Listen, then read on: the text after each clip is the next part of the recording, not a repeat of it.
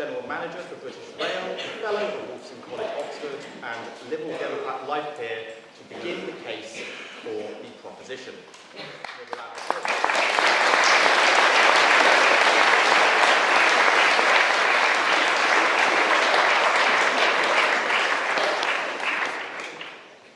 Thank you. You are the salt of the earth, but if the salt has lost its taste, how shall its saltness be restored? It is no longer good for anything except to be thrown out and trodden underfoot by man. That's reading from Matthew chapter 5. I was overjoyed at the result of the 24 election.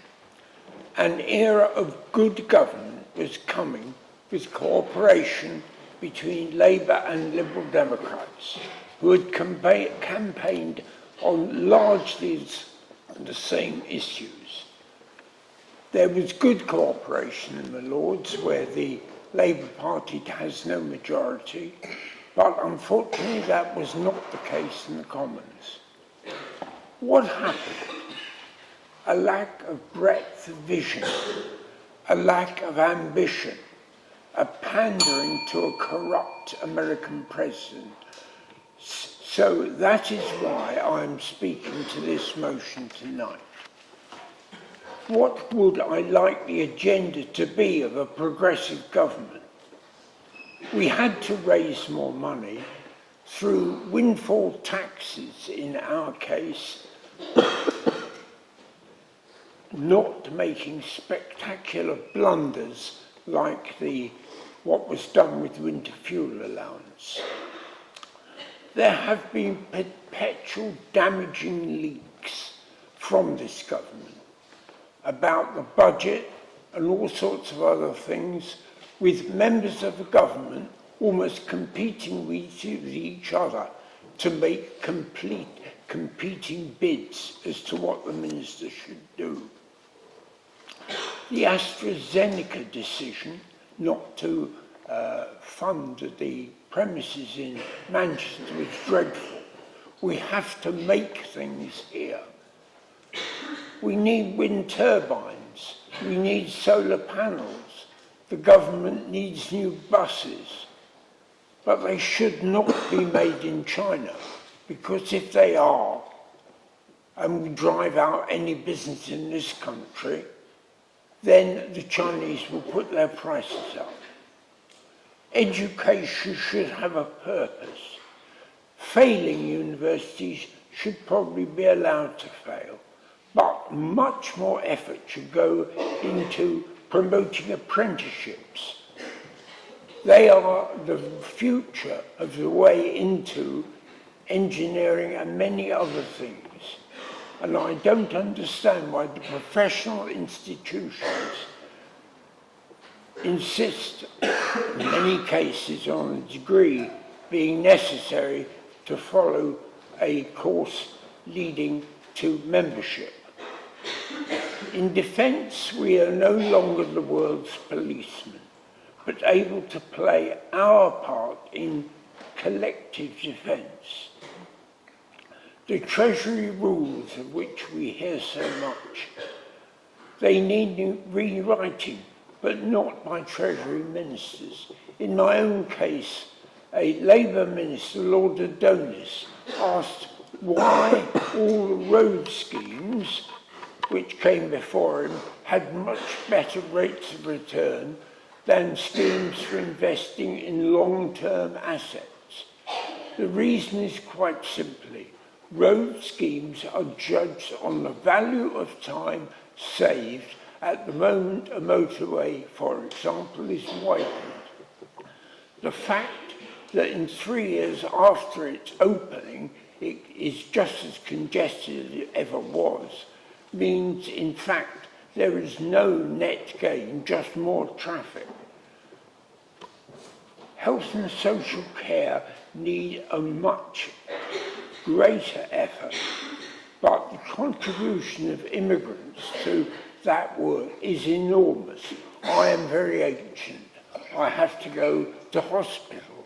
but the consultants, the surgeons, the nurses, the people who do all the other jobs are nearly, or most hospitals I go to, nearly all immigrants.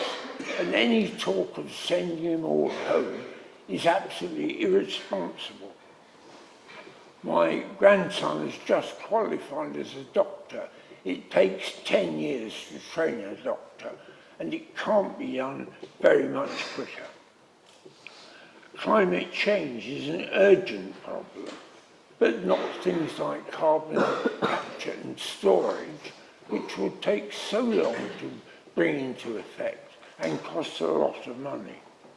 We need more affordable homes, well designed, but they should be on brownfield sites, and solar panels should not be built on good agricultural land. Another issue which I must mention is in Durham is the emergence of reform. A clever choice of name, but it lacks substance. Its leadership is unpatriotic. It follows Donald Trump. It would dismantle a health service, leaving it to be insurance-based, when the rich would get good care and the poor would have a third-class service. Relax gun laws, abolish the BBC. This is what reform really means. It doesn't mean reform at all. And remember Brexit. We were to get a lot of money in the NHS and 30 new hospitals. What we got was a 3 or 4% drop in national productivity, but not the hospitals and not the extra money for the NHS. Why trust a charlatan again with a problem of sorting out our country? I'm very confident in youth. Floella Benjamin, many of you probably don't know, but she rose to fame through play school, was Chancellor of Exeter University. She used to hug each graduate who came in and say to them, change the world. And this brings me back to the text I started with. You are the salt. Do not lose your savour. You can make a real difference. Money is not the only goal. It is incumbent upon you to talk to people who have less than you have. Do not despise people. Help those less fortunate.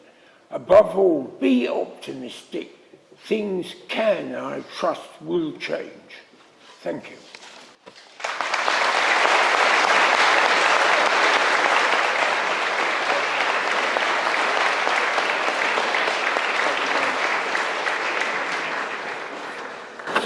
Thank you very much. I would now like to invite Finley Harnett, the Senior Parliamentary and Communications Assistant and alumnus.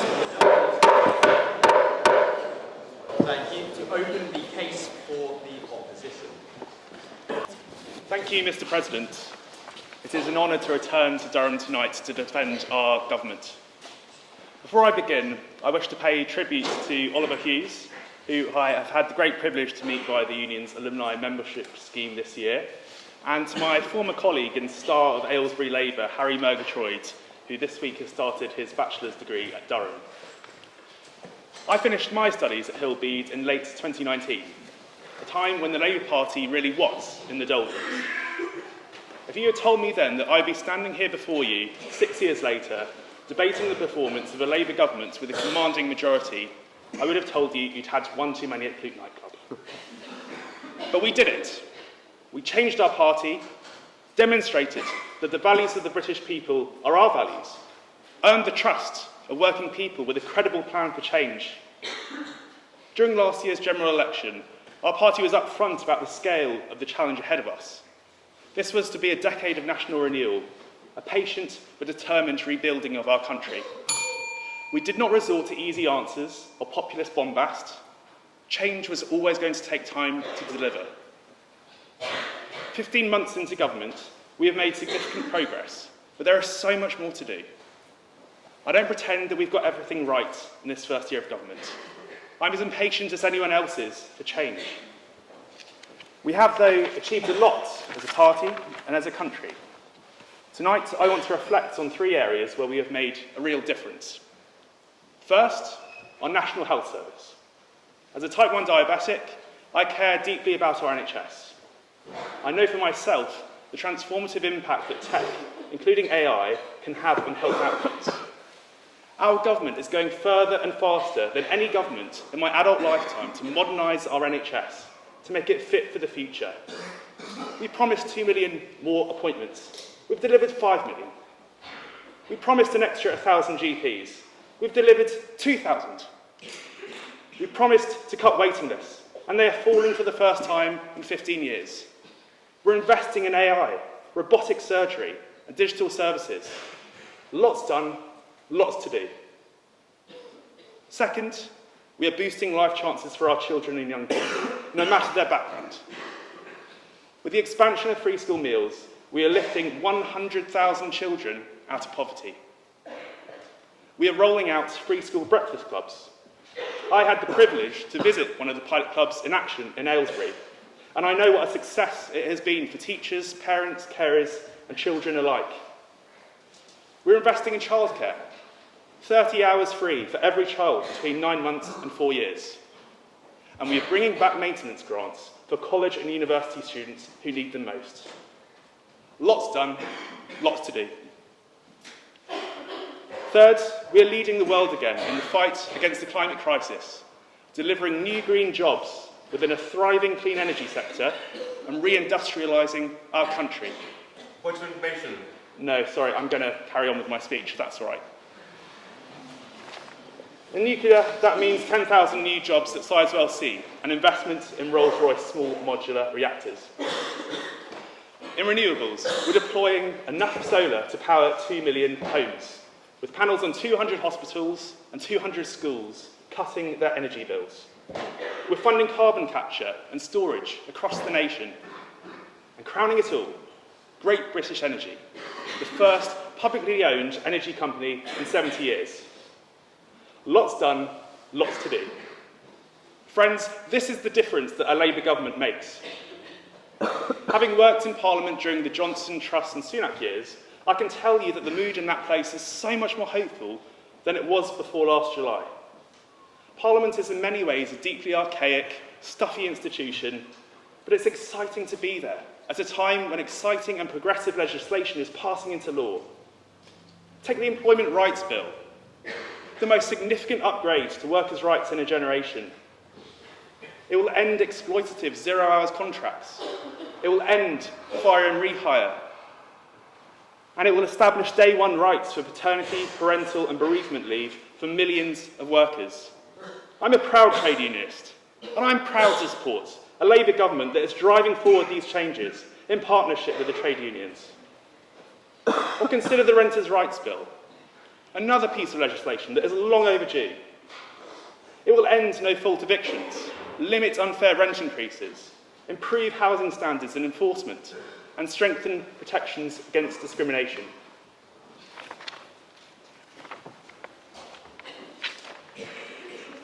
There's a lot of noise out there, but we're focused on what really matters, making life better for working people. The changes we're making now will benefit families and communities across the United Kingdom for years ahead. So let me remind you of the proposition you're being asked to vote on. This House has no confidence in His Majesty's government. No confidence. I know some of you would have always voted for this motion, regardless of how the past 15 months had gone. But I believe most people here take a more nuanced view than that which this motion allows for. I would wager that most of you agree that our country has made progress, despite the mistakes that have been made. I would wager that most of you agree that the long road to rebuilding Britain does involve tough choices. There have been many, and there will be more, no doubt, to come. The old adage, to govern is to choose, feels particularly relevant to a Labour government that inherited such an economic mess. If you acknowledge, to a greater or lesser degree, the successes of this past year, you cannot possibly support this motion. Imagine you are all MPs, voting on this motion in the House of Commons. If tonight's proposition were to be successful, what would the consequences be? A premature, snap election that would result in market chaos, halting the progress our country is making. It would be a gift to Nigel Farage and his followers. So don't let perfect be the enemy of good, steady progress. Renew Britain with Labour, or risk Farage in number 10. Reform is already in power in County Durham. Do not underestimate the possibility and the threat of a reform government that would set our country back.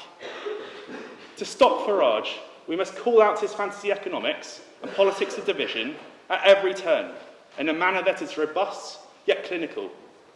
As we saw in the United States, overwrought critiques and apocalyptic warnings only strengthen the populist right. But above all, and this is most important, we must demonstrate that we're delivering, that we're laser-focused on the needs and aspirations of working people, day in, day out. That's how we win. Not with fear, but with delivery. Not with division, but with determination. Because while they peddle nostalgia and grievance, we're getting on with the real work of delivering on our plan for change, a plan rooted in our patriotism. The road to renewal is long, but we know where we're going, and we will not turn back. That is Britain at its best. Sleeves rolled up, getting on with the job, building something better for those who come after us. That's real patriotism. That's real change. And that's why you must reject this motion tonight. Thank you.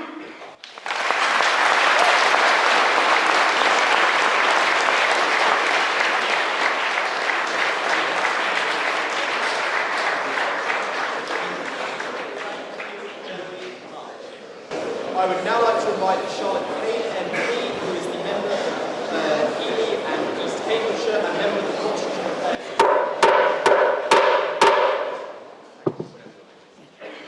Thank you, Mr. President. I'm honoured to have been invited to speak here in this debate tonight, particularly, if you'll indulge me briefly, because of my family history. Both my parents graduated from Durham University back in 1949. In line with the last speaker, my dad was at Bede's College, which was separate then, and my mum was at St Hills. And luckily, their two colleges merged as well. So when I told my mum I'd been invited here tonight, she was absolutely thrilled and even lent me her Ammonite from St Hills. So when I was elected as an MP in July, we had an induction session in the House of Commons with all the new MPs. And it was incredibly exciting looking round that chamber, because probably for the first time in my life, it looked like a real diverse representation of Britain. Gender mix, age mix, ethnicity mix, people with visible disabilities. It looked like people who come from a huge range of backgrounds, and it felt that it had a real buzz and that we were really going to change things for the better. And on top of that, you had a Prime Minister with a really substantial majority, so we knew that he could set a programme and steer the way through. Now, I didn't expect to agree with everything he did, but I honestly thought that I would be there to push him a little bit further, a little bit faster, particularly on things like environmental protection. Now, I know that they were gifted a most appalling financial heritage from the Conservatives, but honestly, none of us were really surprised about that. And they had a substantial majority, still have a substantial majority, and they had huge goodwill in the country. But they seem to have frittered that away. almost their first act was to take the whip away from a few of their MPs who'd had the temerity to vote to end the two-child benefit cap. Now, they may have felt that sent a really strong message of discipline to their party, but what it actually did was send a really strong message that they were not there to defend the vulnerable, children in our society, young children who we know are going hungry. I use the phrase going to bed hungry, but actually some of them don't have a bed. We know how much difference that would have made, and yet they disciplined the handful of Labour members who voted for it. And then not long after that, just before winter comes, they tell pensioners, the other end of the age spectrum, that they're going to take away the winter fuel allowance. A Labour government taking away the winter fuel allowance from all but the very poorest. I cannot tell you what my mailbox was like from people who were genuinely telling me they didn't know whether they were going to be able to heat their home or feed themselves. So they're not giving extra money to children, and they're taking money away from pensioners. Now, then they went for disability. That caused so much stress in my mailbox, on doorsteps. People were seriously worried about how they were going to cope if they couldn't afford their carers, if they couldn't afford their once-a-month trip to a care centre or to get a physiotherapist. It was an unbelievably crass thing to do. And having put those people through all that stress and worry, they then bottled it at the last minute. Now, I'm glad they bottled it because it was wrong. They shouldn't have done it. But they should never have even begun discussing it. And that's a Labour government. So we've heard what they've done on the NHS. I will give, there has been some improvement on the NHS, but they haven't tackled social care. And without tackling social care, they cannot solve the problems in the NHS.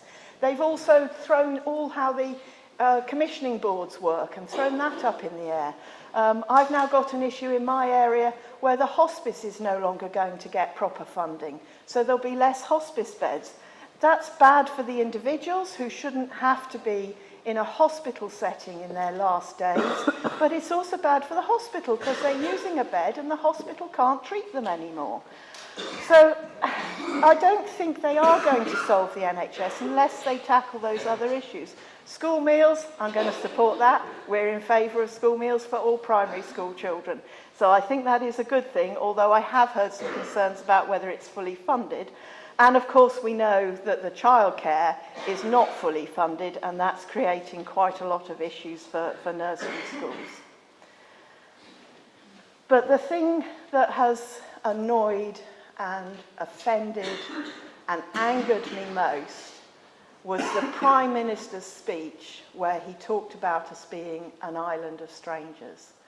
I'm just old enough to remember when Enoch Powell gave his disgraceful speech about the rivers of blood.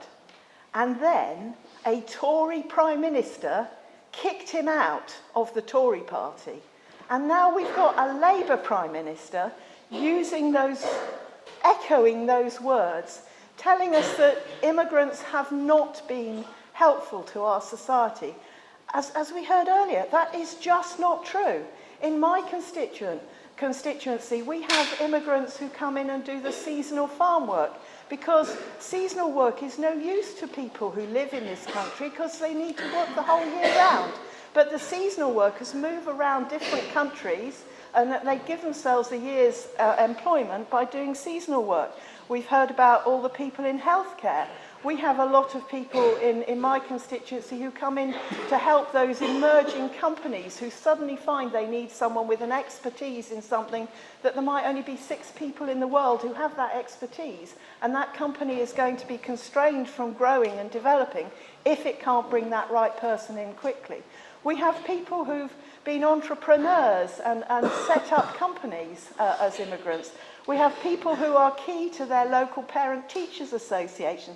These immigrants, on the whole, are part of our society. They're part of our community. They make this country the brilliant country it is to live in. And we shouldn't, to have a Labour Prime Minister saying that it was a mistake to have so many immigrants and that we risk being an island of strangers. I know he's apologised for that, but I cannot tell you how utterly, utterly shocked and frankly repulsed I was by that. Now, we've heard that tonight there is a risk that if you vote for the motion, then we have to call an election and then who knows what will happen. I don't think Democrats should ever be afraid of elections. I'm not afraid of elections. However, if you vote for the proposition tonight, I can assure you an election won't follow. But what you will be doing is expressing your views and hopefully letting the Labour Party know that it really has to improve its game. It has to be a government for the people. It has to deliver what people expected. It ran an election, it was kind of like a dream box. It didn't say exactly, there was the Ming vase system. It didn't say exactly what it was going to do and exactly how it was going to do it. So people put their wishes in. They assumed that a Labour Party would look after the vulnerable, that it would take our society forward. And it hasn't. And it needs to up its game. It obviously needs the money to do that, so it needs to address our economic growth. So why in the first budget did they put a 2% increase on national insurance for employers? That's not going to encourage growth. Where I live, it's encouraged people to take on less employees. They're not even replacing employees when they leave, and they're restricting the pay rises they're giving to existing employees. It does not help growth, it's anti-growth. They've also done other things around inheritance tax, which is having a terrible effect on our farmers. So that's going to impact on economic growth, but also potentially on whether we can feed ourselves as a nation. So I'm afraid I have been incredibly disappointed in this government. I had such high hopes. I was really looking forward, as I say, to be able to push them further and faster to be better. And so I personally do not have confidence in His Majesty's government anymore, and I would like this union to agree with the proposition that you don't have confidence in His Majesty's government either.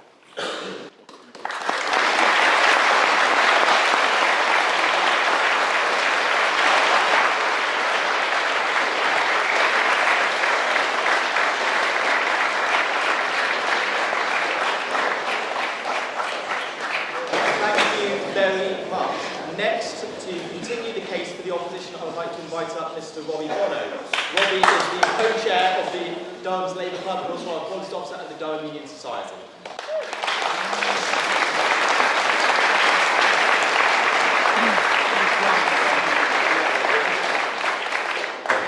Thank you.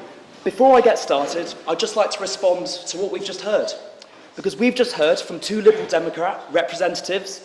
This is the party that sold out everything they ever stood for to ride in ministerial limos and to ride the coattails of one of the most right-wing Conservative governments this country has ever seen. It's the party of austerity, the party that tripled all of our tuition fees, do you remember that? The party of the bedroom tax, the party that increased people using food banks from 50,000 to 1 million. We, the Labour Party, will take no lectures from the Liberal Democrats on what it means to be a progressive. Right, that's my speech. It's tough being in government. We all know that. Harder than being in opposition, that's for sure. In opposition, you can protest, you can criticise, you can promise. In government, you have to deliver. You have to make decisions. Not all easy, not all popular, not all correct. Is it frustrating? Yes. Have there been low points? Yes. But is it worth it? Are what we are doing right now, is it worth it? And the answer is yes. Tonight, I will explain why what we are fighting for is right, why what we are doing matters, and why you have to stick with us. But first, some history. People often forget this, but a couple of years into Thatcher's government, unemployment was at 3 million. The Conservatives in some polls 16%. 16%. It's worse than us. Her party was turning against her, her rivals opportunistically making trouble at party conference. Sound familiar? She won 2 more elections. Her party was in government for two decades. So, people often act like 2029 is a foregone conclusion. It isn't. The thing about governing is that you can survive the lows if you stay true to your beliefs. No. And it's because we have stayed true to our beliefs that we have increased the minimum wage for 3 million people. That's more money in the pockets of the lowest paid people in this country, money the Tories never gave, money Reform would never give, no. And that's the difference that a Labour government makes. It's because we have stayed true to our beliefs that we are bringing in the New Deal for working people, the biggest upgrade in workers' rights in a generation. The Tories and Reform voted against it, the Lib Dems abstained. It's only the Labour Party that made this decades-long aspiration of the Labour movement a reality. For the first time ever, someone cannot be threatened with being fired unless they accept worse paying conditions. It's the truth. The exploitation of zero-hours contracts is coming to an end, consigned to the history books. What else? 5 million extra appointments in our National Health Service. It's just a statistic, but what does that mean? That's 5 million people who have been treated under this Labour government that would not have been treated under the Tories, would not have been treated under Reform. In some cases, these are people who are living, who would have died under the Tories, languishing on waiting lists, if there wasn't a Labour government that believed in and invested in and is improving our National Health Service every single day. That's why politics matters. That's why who you vote for matters. That's why it matters whether we have a government for the few or for the many. So don't let anybody tell you that all parties are the same. Under the last Conservative government, elected in 2019, of 42 manifesto pledges, how many were delivered? 2. Just 2. Under this Labour government, of 83 manifesto pledges, 57 have either been already delivered or are on track to being delivered. 57. We are not the same. But people think we are. So why? Because ultimately, the only weapon the right really have is despair. The idea that things can never change. They're all the same, so come to us. But if you turn away now, if you buy into the cynicism that the change we fought for is impossible, then change will not happen. And if we don't make our voices as progressives heard, others will fill that void. The special interests, the lobbyists, those who feed off division, the people who made the mess we inherited in the first place.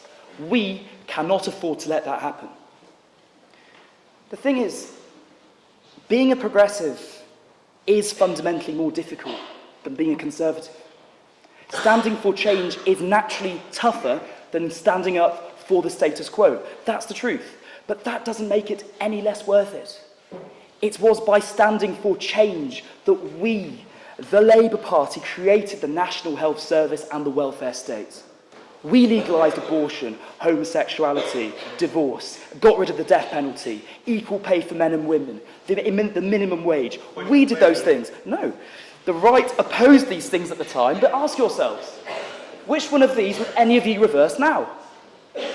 That's how Labour moves Britain forwards. We give people freedoms, rights, opportunities that the right are now too scared to undo and are forced, even if through gritted teeth, to adopt. It's the same thing today with the Workers' Rights Bill. The Tories are opposing it, as are Reform, but they won't reverse it after the next election. This is progress. So, being a progressive is worth it. Ask the millions who have never seen a hospital bill in their lives. Ask the millions who are no longer on £1 an hour in this country legally. Ask the millions of children which the last Labour government lifted out of poverty. Given life chances that only a Labour government would give. Labour governments have changed history. We've done it before, and we will do it again. Change isn't an act, it's a process. We are now turning things around. Waiting lists are now falling, not rising as they were under the Tories. Wages rising faster than inflation. Homes are being built. Trains coming back into public ownership where they belong. That is what it means to be a progressive. Not revolution, but gradual, irreversible, incremental change towards the world as we believe it should be. No.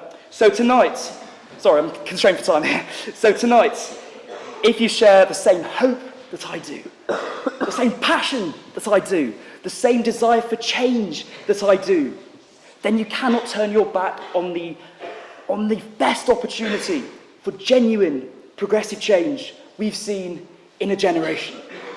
Have we made mistakes? Yes. What government hasn't? Is the Labour Party perfect? No. We're humans. But do we have a genuine vision of the fairer, more decent society that we should strive to be? The answer is yes. So, if you share that vision, if you share that belief that there is such a thing as society, there is a sense of obligation to others, that's a strength of our country, not a weakness, that everybody should have a shot in life, then if you think that a fairer country is within reach, then stick with us. Keep the faith. And I promise that we, as a country, will get there. Thank you.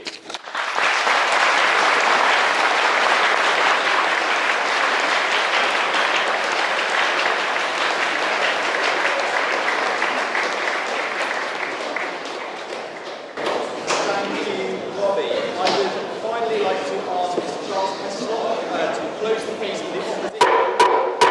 Thank you. Charles is a lifelong Conservative Party advocate and is a former president of the Conservative National Convention. Well, thank you very much for inviting me to this union tonight.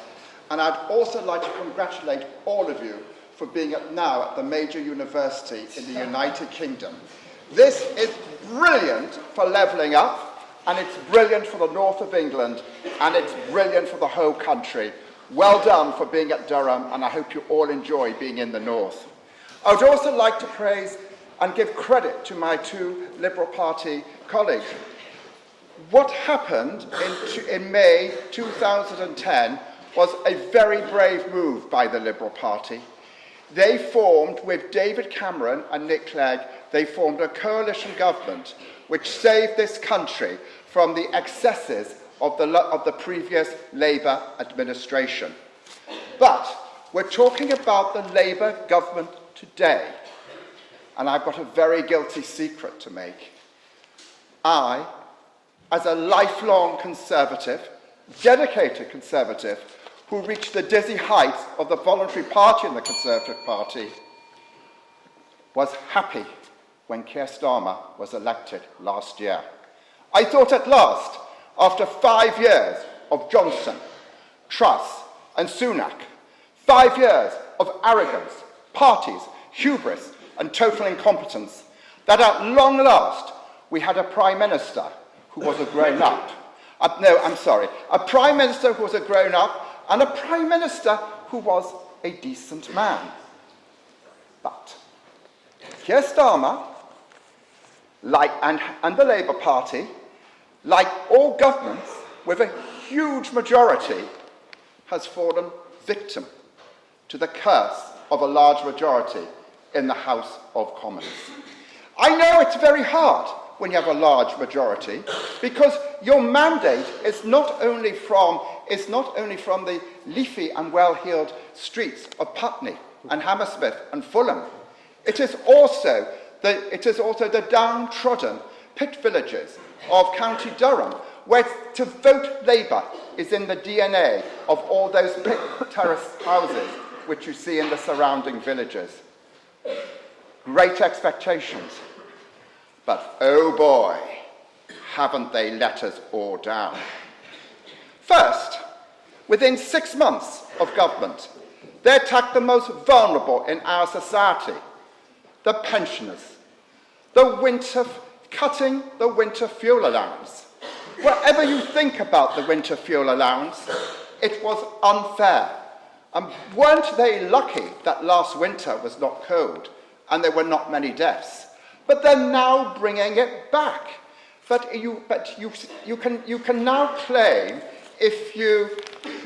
I think it's up to 30, if you're earning 35,000 as a pensioner, and I think every pensioner is going to be given it, but you've now got to declare it in a tax return, and it's got to be regarded as income. And then there were the farmers. The inheritance tax on the farmers. Labour, in the last election, especially in the north of England, won seats with a lot of farms. Not all farmers are wealthy. In the dales of the North Pennines, which is not too far from here, it is a struggle to make a living on the land. And as a result of this cruel tax, many farmers will go under. And then we come to their old class envy, which very few politicians, even in the Conservative Party, dare mention: the tax on private education. This is both pernicious and cruel. Not everybody who sends their children to private schools is a millionaire. Many parents who send their children to private schools, they sacrifice a lot because they believe that it is good for their children. And then there was the NHI on employees for businesses. This has hit local eateries, local restaurants, and local pubs. A tax on jobs is never a good thing, and yet this Labour government did it. And as my colleague so admirably mentioned, suspending your MPs because they disagree with you. Well, Boris Johnson did that, and look where that got him.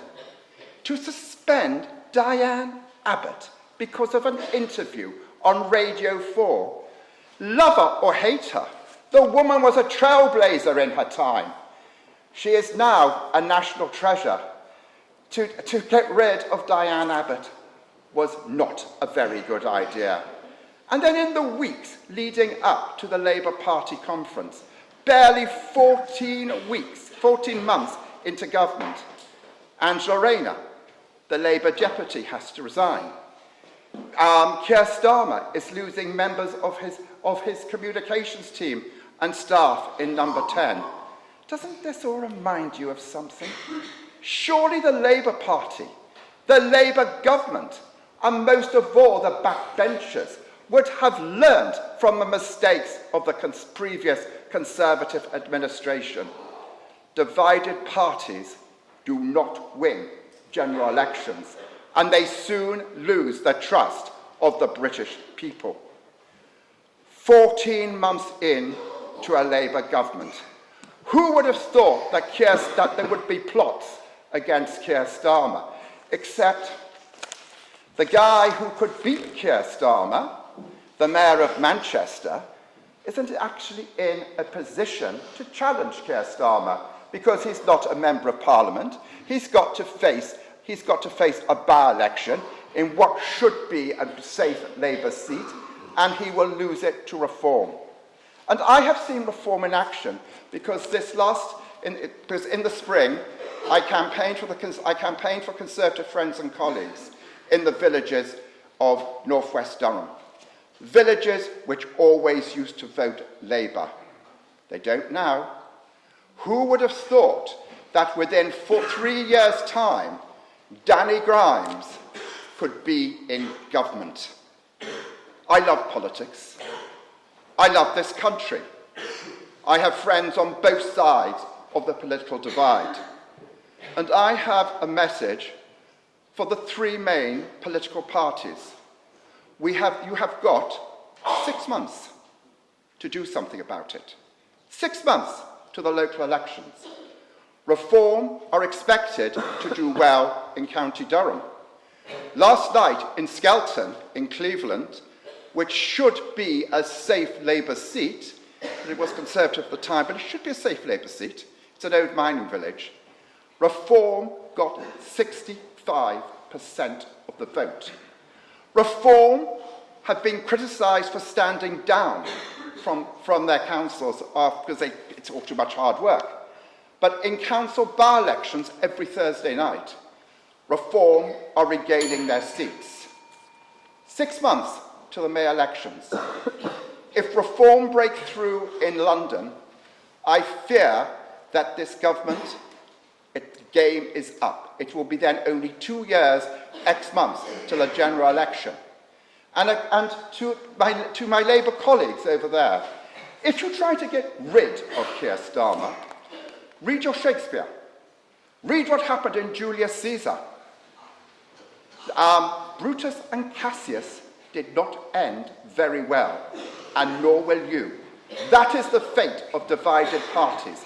And that is why I, and this House, hopefully, has lost total respect and confidence in this, Her Majesty's government. I hope you vote for proposition. Thank you very much, Durham.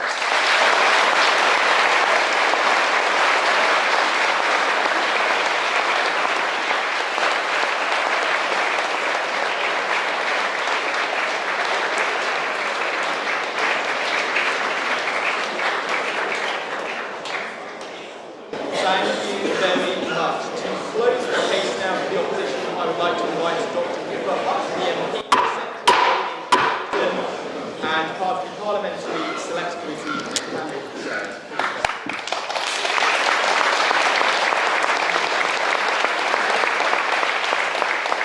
Thank you. My lords, ladies and gentlemen, it's an honour and privilege to be here today, my first time in Durham, and an honour and privilege to make the case for my confidence in His Majesty's government. Just over a year ago, a historic Labour landslide, a record 411 MPs, a Boris-busting, Blair-challenging majority of 174. And since then, what have we seen? Planning reform. 3 million people having a pay rise. The historic recognition of the state of Palestine. Rail nationalisation, and that is just for starters. I won't talk our country down. Our nation is brimful of potential, yet we're still dealing with the fallout of 14 years of Tory neglect. And look, tonight we've seen, haven't we, the coalition coming back into fashion with the Lib Dems. I'm sorry. Remember Nick Clegg? We are clearing up the mess. We are mopping up the mess that they left behind. Public services starved of investment, stretched to snapping point, a system riddled with sleeve. Do you remember 3 prime ministers in 1 year? A 36-hour education secretary, a pub landlord, getting COVID contracts, Baroness Underwear, post office scandal, Partygate scandal. They created the crisis. We are fixing it. And cynicism is very easy to do, isn't it? It's tempting to fall for division and decline. But I won't do that, because I have confidence in this Labour government. Look, we're only 14 months into a 5-year parliament. There is a mandate, an overwhelming mandate, endorsed by the great British public at the ballot box. And it's no one else has, so why? It's the economy, stupid. So, look, confidence rests on stability. And that last government sent the markets into turmoil. We have this Prime Minister who lasted longer than a lettuce. My constituents, I've been an MP for 10 years, are still feeling the effects of the mini-budget on their mortgages. And the Tory reputation for sound finance has completely gone. Highest tax burden in 70 years, double-digit inflation, an economy crash.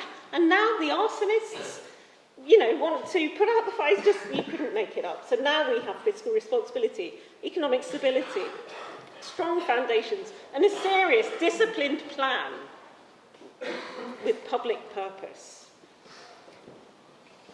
Our target is the highest sustained growth in the G7 to be achieved by investing in the future through a national wealth fund, through investment, through building 1.5 million homes, planning reforms, biggest package of workers' rights ever seen, the New Deal for working people, skills progression. And look, I know Keir Starmer. I served alongside him for 10 years. He is a public servant to his fingertips. And that's reflected in rebuilding our public services. So the NHS is a proud Labour creation. It's our best-loved institution. And at the time, it was seen as some crazy socialist thing opposed by all those parties. And after it's our best-loved institution, 14 years of underinvestment saw it on life support, a crumbling estate. But look what we've done, those waiting lists, we've heard the figure. The target was 2 million by the end of the Parliament. It's 5 million now already. And as Robbie pointed out, 75% already kept of those manifesto promises. Under them, what did we have? Crime went unpunished. The police kind of vanished. They failed to protect our rivers that had loads of sewage dumped in them. And we are treating the climate crisis not as some sort of distant threat, but as our greatest economic opportunity. So we're on track for at least 95% clean power by 2030. In a clean energy superpower we will be. And it's not just an environmental pledge. And look at the Tories, they've torn up the previous climate change acts, haven't they? But this will lead to lower household bills, energy security, hundreds of thousands of good quality jobs. And because we've only got one planet, haven't we? What a change to see a proper statesman, a grown-up, bestriding the global stage, a masterful tactician. He's able to score trade deals with the EU, India, we saw this week, the US. I mean, Trump obviously really respects the man, and he's a bit of a sticky customer, is he not? And what a contrast to Rishi Sunak, sort of skulking off from the D-Day celebrations very early. So look, the case for confidence, and I must say, we have heard some porkies tonight, haven't we? The Island of Strangers speech. If you listen to the whole speech in context, as I said on Channel 4 News, only I think the week before last, he was saying we don't want to end up as an island of strangers. Look at his Guardian story that came out the Monday afterwards. We are making the progressive case. Look, if we're an anti-immigration party, do you think I'd be in it? Do you think Diane Abbott would be in it? And I speak as a Labour MP who has been suspended, so I understand party discipline, I understand the whipping system. The case for confidence rests on hard decisions, patience. No government can undo 14 years of casino capitalism and this idea that if you starve public services, there'll be some sort of trickle-down thing going on if you ostensibly have low taxes, but actually the highest burden for 70 years, everyone will benefit. Nobody believes that. Do you know there are more branches of food banks in this country than McDonald's? And we are reversing that. We're reversing that with what we are doing. We want a country where the old school tie shouldn't count, where equality of opportunity and outcome is there for all. So look at the free breakfast clubs, look at the free school meals being rolled out, the return to student grants. So there's a character in Viz comic, you probably don't know it. Student grant was a character in Viz comic, I tell you. So look, what I would say to you tonight is that we need to choose confidence over fear. It's facile to vote for this motion. You know, I was a member of the Cambridge Union. You know, it's easy to knock the government, isn't it? But look at the mess they've left behind. Look at the scorched earth policy.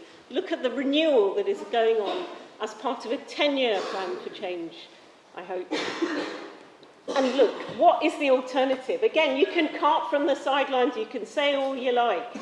But among challenges ahead, we do have to confront the noises off from the lunatic fringe, from those who offer only protest.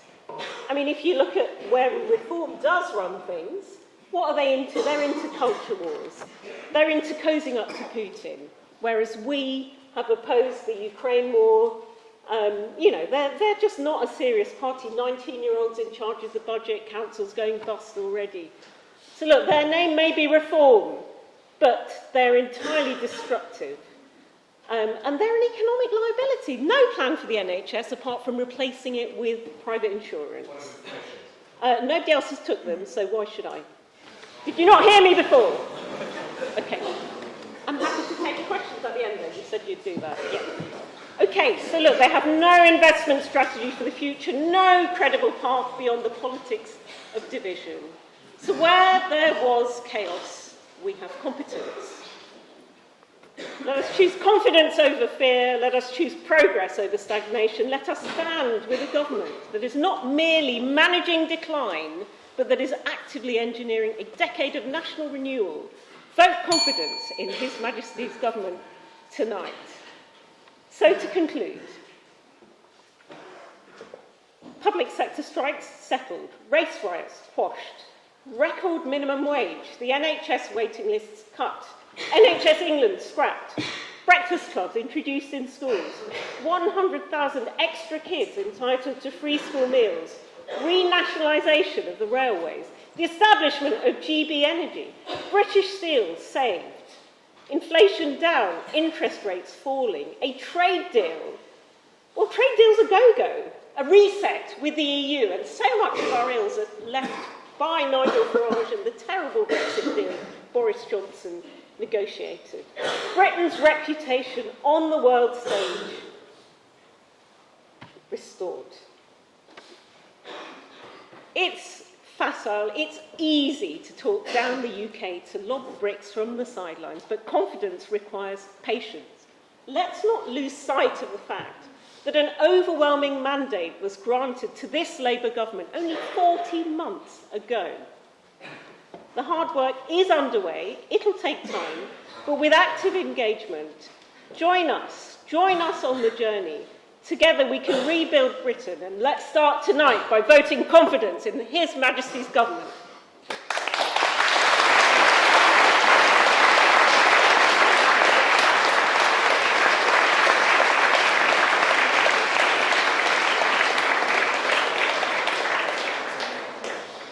Thank you very much. I now open the debate up to the floor. So, as a reminder, the floor speeches are 3 minutes in length. If you are coming up to speak, please state your name and college for the minutes. And if you speak for the proposition, you'll speak at this dispatch box, and for the opposition, the one on our secretary's right.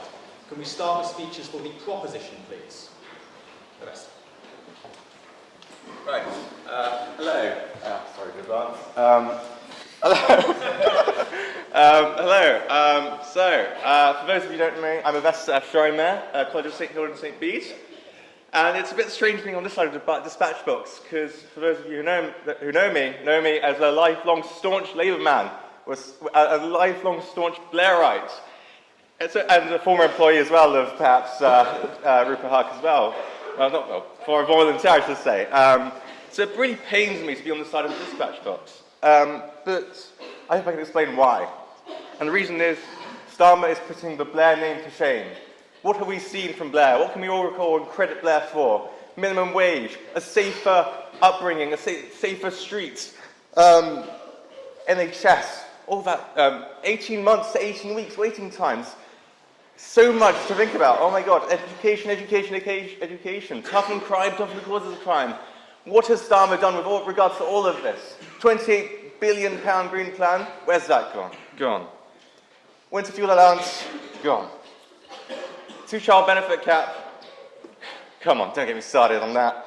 Anyhow, Starmer has done nothing to even live up to Blair's shadow. He is putting the neo-Blairite name to shame. And myself, as a Labour man who's spent 5 years of my life devoted, 2 years of my gap years I spent working in the Labour Party, working on science policy. Look me up on LinkedIn. So you can see how betrayed I feel when Starmer is battering and ruining our Blairite name, our police forces. We see greater police on the street, and yet we see no more funding, and we see such a failure. I mean, it's such an embarrassment we've seen from Starmer. How can we possibly live up to Blair? So I urge you all to vote in favour of the motion. I'm really sorry, and I hope I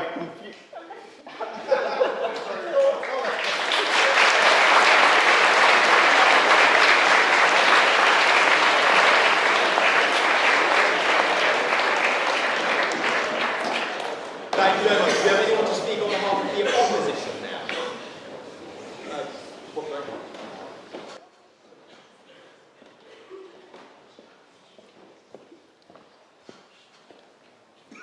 Good evening.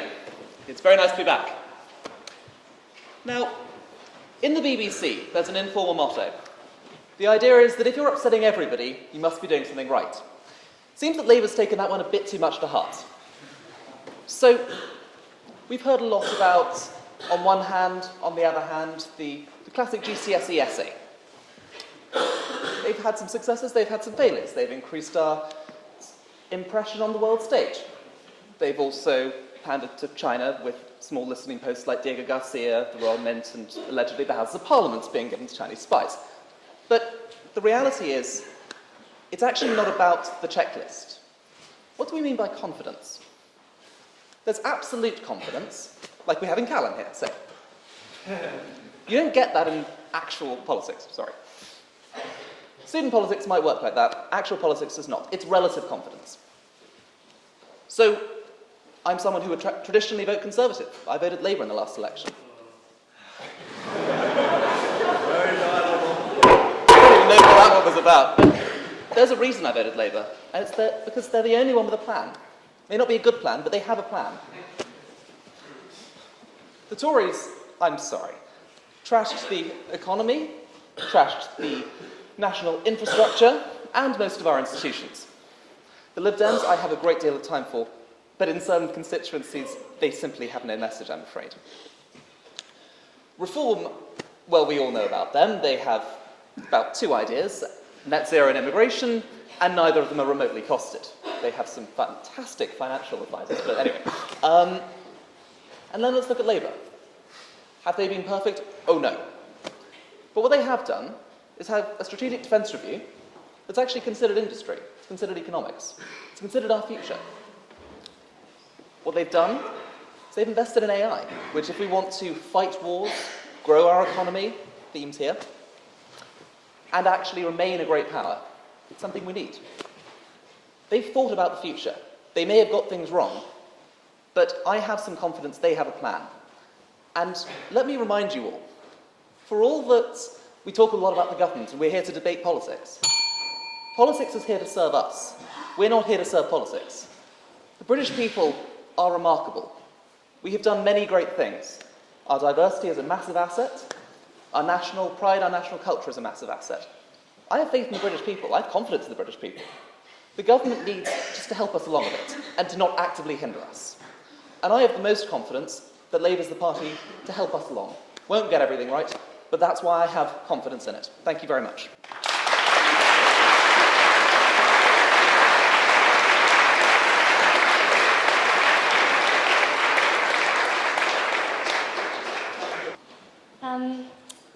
Unfortunately, Labour has lost the heart and soul of its party. Increasingly, we are pressurised by reform.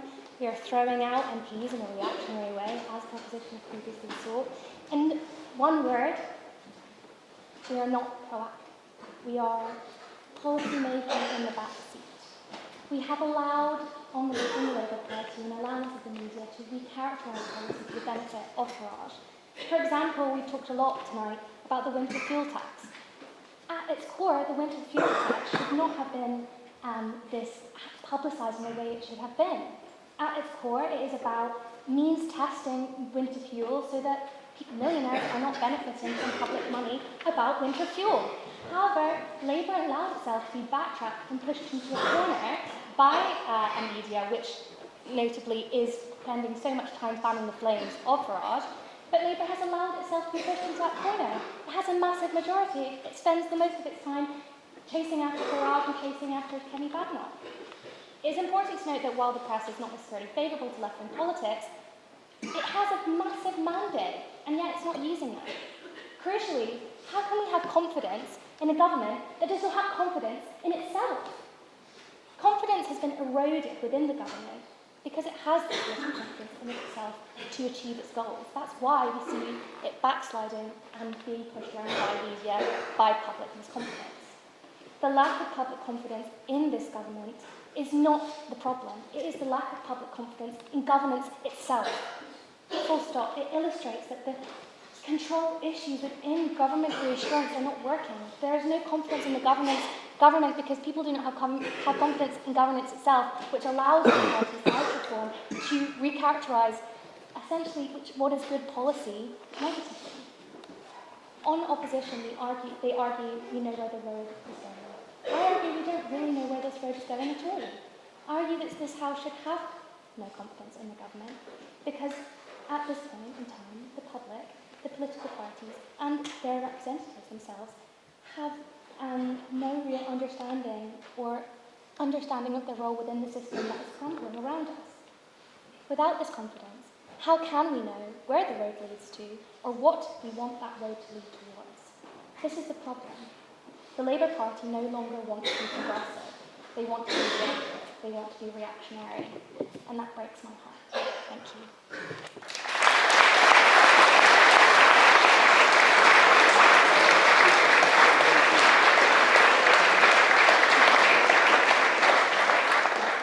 Can we have one final speaker for the opposition, please? Hugo.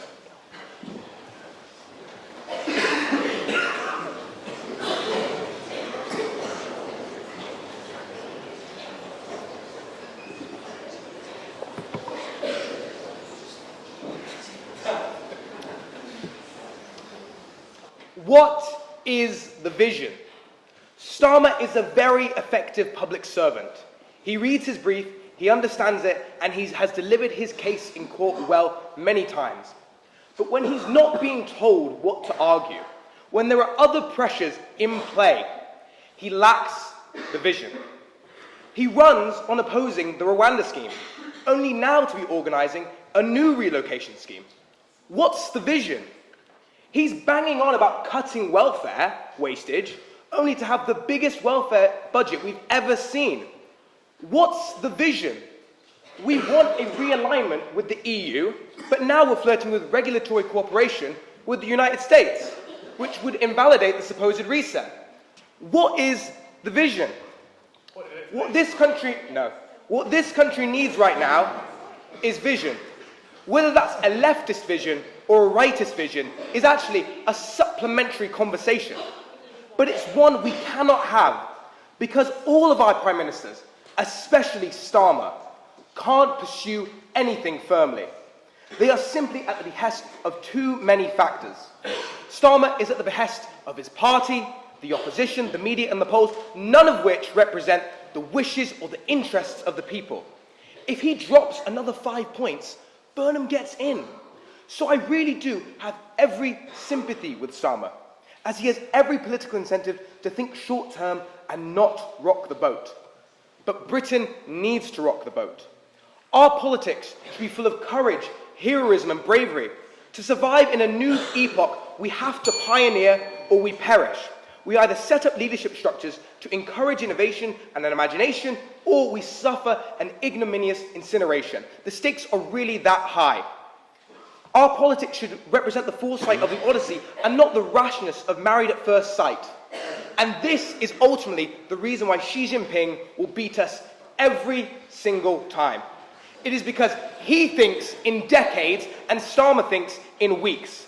The challenge in this new age is so monumental that confidence in short-term managerialism is a luxury we can no longer afford to give.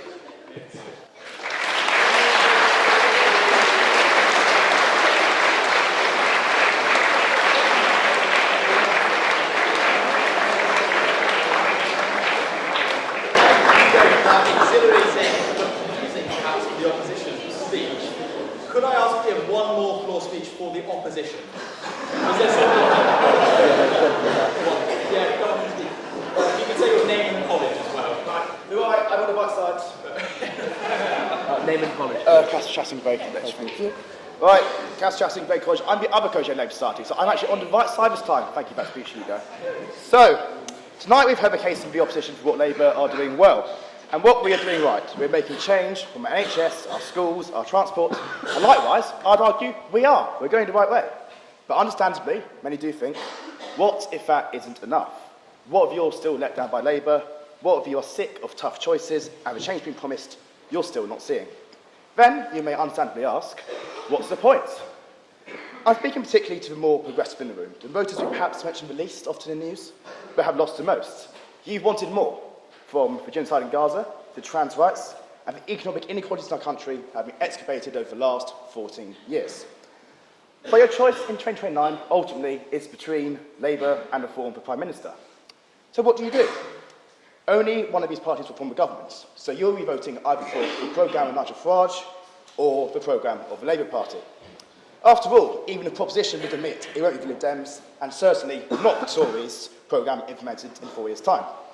In these conditions, I still say you vote for Labour, because as a party, ultimately, we are listening to you. And Nigel Farage never will. We have listened in the last few months, and we have moved on so many issues, from the inhumane two-child benefit cap, soon to be abolished in the next few months, to recognising the state of Palestine, thankfully moving on the path towards a lasting peace. And even the Health Secretary is now saying he's worried about the EHRC ruling against trans rights.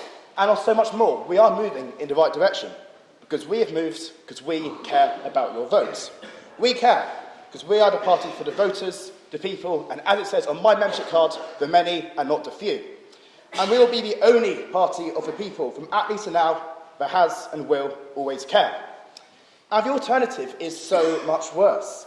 As the Prime Minister and speakers tonight have said very clearly, we're looking at reform at a racist party, a party of division, of mass deportations, of grievances, dividing a country rather than uniting it.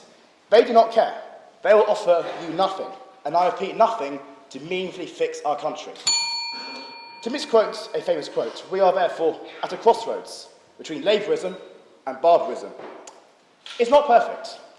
The Labour Party is not perfect, but I support a party that's doing the right thing, a party that's moving, and a party that cares. So I will choose Labourism. Thank you. Denied.